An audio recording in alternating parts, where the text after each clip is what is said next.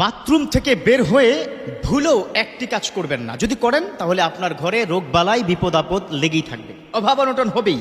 অনেকে প্রশ্ন করেন, হুজুর কেন, কি কারণে? বলছি, খুব মনোযোগ দিয়ে শুনবেন। এখন থেকে 30 বছর আগে বাইরে যখন বাথরুম ছিল, অ্যাটাচ ছিল না, 30 বছর আগে, তখন ওটা নিয়ে আমার কোনো অবজেকশন নাই। But my objection is attach bathroom নিয়ে। অ্যাটাচ বাথরুম সেটাও আমার অবজেকশন না, বাট অবজেকশন হচ্ছে বাথরুমের মধ্যে গিয়ে কি করেন। আমরা বর্তমান সময় অ্যাটাচ বাথরুম পাওয়ার পরে খুব বেশি পরিমাণ, যুবকরা তোমরা খুব বেশি পরিমাণ করো, এই ছেলে তুমি কিন্তু এটা করো, সেটা হচ্ছে খোলামেলা হয়ে তোমরা কি বাথরুম করো না? খোলামেলা হয়ে কি গোসল করো না?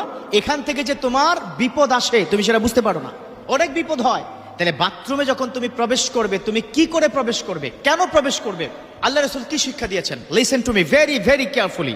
আমার বিশ্বনবী তিনি কি শিক্ষা দিয়েছেন? আমার বিশ্বনবী তিনি শিক্ষা দিয়েছেন, যখন তোমরা বাথরুমে প্রবেশ করবে তখন তোমরা বাম পা দিয়ে প্রবেশ করবে এবং প্রবেশ করার সময় তোমরা একটা দোয়া পড়বে, আল্লাহুম্মা ইন্নী আউযু বিকা মিনাল খুবুথি ওয়াল খাবায়েস। ও আমার উম্মতরা শুনে রাখো, বাথরুম হচ্ছে শয়তানের জায়গা, বজ্জিনের জায়গা। কি বলেছি? বজ্জিনের জায়গা, শয়তানের জায়গা। এই বাথরুম, সেখানে যখন তুমি প্রবেশ করবে তখন এই দোয়াটা পড়বে আর বাম পা দিয়ে প্রবেশ করবে। কেন? কারণ হচ্ছে আমার বিশ্বনবীকে বলেছেন সেখানে খান্নাসটা থাকে, খাবিসটা থাকে, বজ্জিন্নাতরা সেখানে থাকে।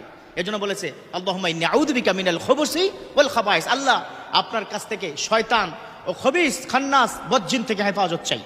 এর মানে কি বাথরুমের মধ্যে সেটা আছে। এবার আসুন, বাথরুমে গিয়ে খোলামেলা হয় কি গোসল করার পরে অনেক ধরনের রোগ হয়।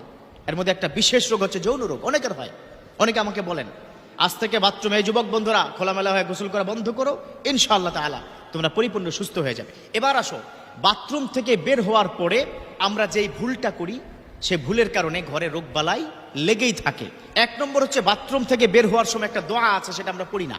এই পড়ো, তোমরা পড়ো? পড়ো নাই, পড়তে হবে। বাথরুমে ঢুকতেছো, শয়তান থেকে আশ্রয় চাইবা, বাথরুম থেকে বের হবা, আল্লাহর কাছে শুকরিয়া জ্ঞাপন করতে হবে।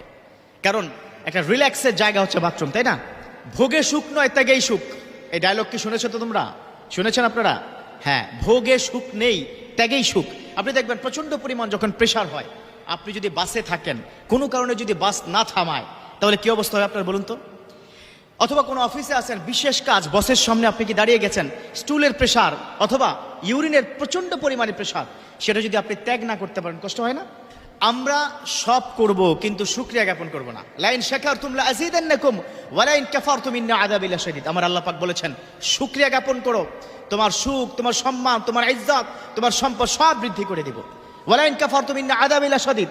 না শুকরিয়া করবা, শেষ, বৃদ্ধি করে দিব না। ইন্না আযাবি লাশাদীদ, you have to realize it, I have a lot of painful punishment. তাহলে বাথরুম থেকে বের হয়ে কি করব? এই বন্ধুরা